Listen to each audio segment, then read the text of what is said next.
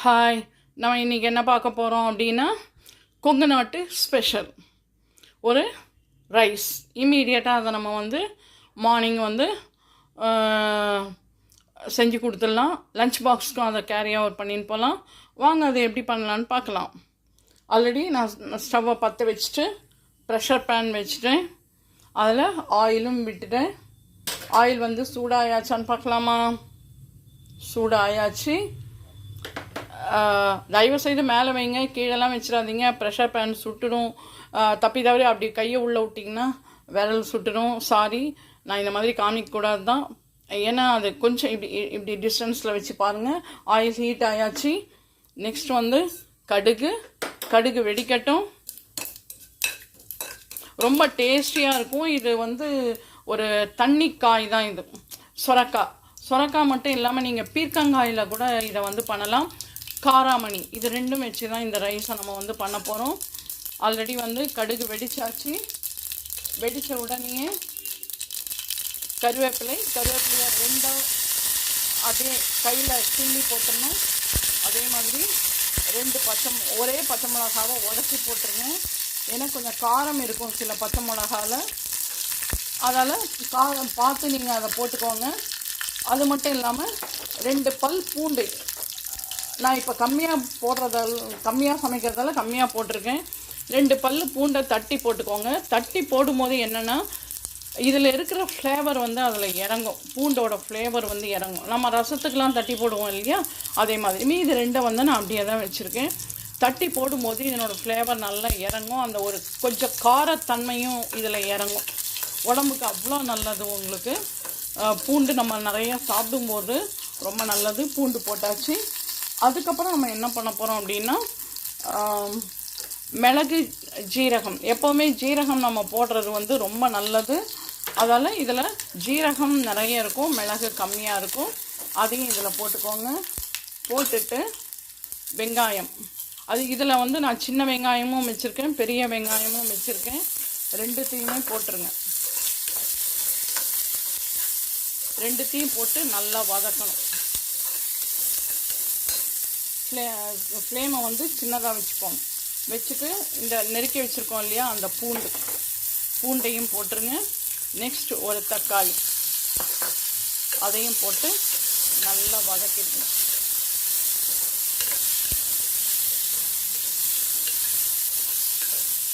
வதங்கட்டும்.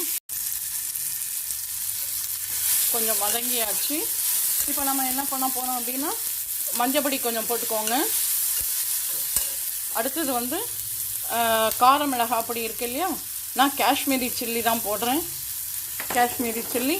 அப்புறம் நார்மலாக நம்மக்கிட்ட சாம்பார் பொடி இருக்கும் இல்லையா, அந்த சாம்பார் பொடி எவ்வளோ காரம் வேணுமோ அந்த அளவுக்கு காரம் போட்டுக்கோங்க. நான் இதில் இந்த சின்ன டம்ளரில் தான் 1 டம்ளர் ரைஸ் எடுத்திருக்கேன். பொன்னி ரைஸ் எடுத்துருக்கேன். நீங்கள் வீட்டில் என்ன ரைஸ் இருக்கோ, பாஸ்மதி ரைஸ் இருந்தாலும் எடுத்துக்கலாம், தப்பே கிடையாது. இது நல்லா வதங்கட்டும். நல்லா வதங்கியாச்சு. இதனோட தேவையான அளவு உப்பு ரைஸ்க்கு எல்லாத்துக்குமே சேர்த்து போட்டுருங்க. போட்டுட்டு காராமணி ஆல்ரெடி வேக வச்சு எடுத்து வச்சுருக்கேன். இந்த பாருங்கள், இப்படி நசுங்கணும். அந்த மாதிரி காராமணி எவ்வளோ வேணுமோ. அந்த ஊரில் கோயம்புத்தூர் சைடு அந்த மாதிரி சைட்லலாம் இதை தட்டைப்பயிர் அப்படின்வாங்க. நம்ம இங்கே காராமணின்னு சொன்னால் தான் நம்மளுக்கு இங்கே தெரியும். இந்த காராமணி. அதுக்கப்புறம் சொரக்காய். நீங்கள் பீர்க்கங்காய் வேணாலும் போட்டுக்கலாம். நீர்க்காய் சாப்பிட்றது உடம்புக்கு ரொம்ப நல்லது. வெயிட் லாஸ் ஆகும். ரொம்ப ரொம்ப நல்லது. இப்போ இருக்கிற குழந்தைங்களுக்கெல்லாம் நீங்கள் இந்த மாதிரி ஒரு வெஜிடபிள்ஸ் இந்த மாதிரி கொடுக்கறத விட இந்த மாதிரி ஒரு ரைஸாக செஞ்சு எல்லாத்தையும் மிக்சட். இப்போ தட்டைப்பயிர், அதாவது காராமணி சேர்த்துருக்கிறதால ப்ரோட்டீன் இருக்குது. இந்த சொரக்காயில் பார்த்திங்கன்னா வாட்டர் கண்டென்ட்ஸ், அதாவது நீர் சத்து நிறைய இருக்குது. அப்புறம் வெங்காயத்தில் ஆன்டி ஆக்சிடென்ட்ஸ் எல்லாமே இருக்குது. ஸோ இது எல்லாமே உங்களுக்கு ஃபுல்ஃபில் ஆகிடும்.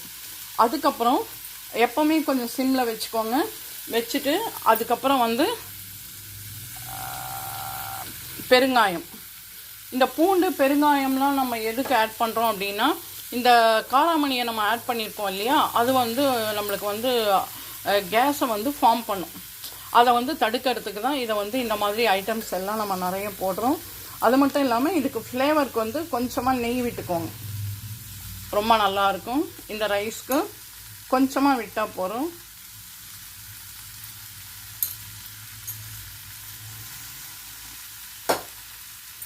அவ்வளோதான். போட்டு நல்லா மிக்ஸ் பண்ணிவிட்டு தண்ணி இருக்குது இல்லையா, இப்போ இதில் 1 டம்ளர் எடுத்தேன். அதால் இப்போ காராமணியும் ஆல்ரெடி வெந்திருக்கு. சுரக்காய் சீக்கிரமே வெந்துடும் உங்களுக்கு. அதால் 2 டம்ளர் எடுத்தால் போகிறோம் நான் எடுத்த ரைஸ்க்கு. சரியா? இப்போ அந்த ரைஸையும் நம்ம வந்து போட்டுட்டு, எப்போவுமே சொல்வேன் ஓப்பனில் வந்து அதை கொஞ்சம் நேரம் கொதிக்க வச்சுட்டு இதை தம் கட்டணும். ஆனால் இப்போ இருக்கிற சுச்சுவேஷனில் யாராலையும் தம் கட்டி மார்னிங் சமைக்க முடியாது. ஸோ அதால் டைரெக்டாக நம்ம வந்து ஒரு விசில் வந்தோடனே நம்ம ஆஃப் பண்ணிவிடுவோம். ஏன் அப்படின்னா ஆல்ரெடி இது வந்து ஓப்பனில் கொதிக்கிறதால எல்லாமே வெந்துடும். சுரக்காய் சீக்கிரமே வெந்துடும். ஆல்ரெடி காராமணி ஆல்ரெடி வெந்தாச்சு. ரைஸும் நம்ம வந்து ஒரு 10 நிமிஷம் அதை வந்து ஊற வச்சுட்டு தண்ணியை வடிகட்டி ரெடியாக எடுத்து வச்சுக்கோங்க. எடுத்து வச்சுட்டு இதில் மிக்ஸ் பண்ணிவிட்டு ஒரு கலரிட்டு நல்லா ஓப்பனில் கொஞ்சம் நேரம் கொதிக்கட்டும். கொதித்த உடனே அதுக்கப்புறம் கொத்தமல்லியை தூவிட்டு நம்ம மூடியை போட்டு மூடிட்டோம்னா நம்மளுக்கு அதாவது காராமணி சுரக்காய் சாதம் தயாராகிடும். சரியா? வாங்க பார்க்கலாம். இப்போ நம்ம ரைஸும் போட்டாச்சு. ரைஸும் போட்டு நல்லா கொதிச்சுன்னு இருக்குது. கொஞ்சம் நேரம் கொதிக்கட்டும். இதை பாருங்கள், இதுலேயே இப்போ வந்து கொஞ்சம் நல்லாவே வெந்தாச்சு. இன்னும் கொஞ்சம் நல்லா கொதிச்சோடனே மூடியை போட்டு மூடி வச்சுட்டு கொத்தமல்லியை தூவிட்டு மூடி வச்சிடலாம்.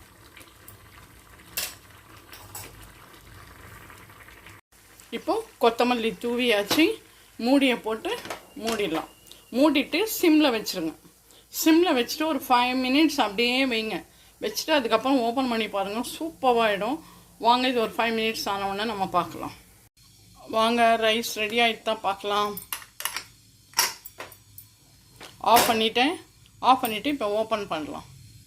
இப்போ பாருங்கள், சூப்பராக ரெடி ஆயாச்சு. அருமையாக அதை பார்த்திங்களா, நல்லா வெந்திருக்கு சாதம். இப்போ சுட சுட அந்த சாதம் போட்டு மேலே ஒரு ஸ்பூன் அப்படியே நெய்யை விட்டு அப்பளம் தொட்டு சாப்பிட போகிறேன். நீங்களும் இதே மாதிரி உங்கள் வீட்டில் செஞ்சு பார்த்து சாப்பிட்டுட்டு எப்படி இருக்குன்னு சொல்லி லைக் பண்ணுங்கள், ஷேர் பண்ணுங்கள், கமெண்ட் பண்ணுங்கள். மறக்காமல் இது வரைக்கும் நம்மளோட சேனலை சப்ஸ்கிரைப் பண்ணாதவங்க சப்ஸ்கிரைப் பண்ணுங்கள். எப்படி இருக்குது பார்க்கும்போதே? நல்லா இருக்கா ரைஸு?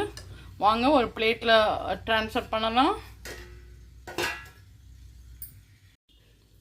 வாங்க, சுட சுட காலையில் இந்த சென்னை கிளைமேட் வந்து ரொம்ப சில்லுன்னு இருக்குது. அதால் கொஞ்சம் சுட சுட சுட சுட அப்படி சாப்பிடும்போது எக்ஸ்ட்ரா ஒரு பிடி அப்படியே ரைஸ் உள்ளே போகும். பாருங்கள், அவ்வளோதான். இது மேலே இன்னும் கொஞ்சம் நெய்யை விட்டுட்டு அப்படியே ஒரு அப்பளத்தை பொரித்து இதோட வச்சு சாப்பிடும்போது ரொம்ப அருமையாக இருக்கும். சரியா? இதே மாதிரி அடுத்த vlogல உங்களை மீட் பண்ணுறேன். பாய், டேக் கேர். செஞ்சு சாப்பிடுங்க. இந்த கிளைமேட்டுக்கு சுட சுட செஞ்சு சாப்பிட்டுட்டு எப்படி இருக்குன்னு சொல்லுங்கள்.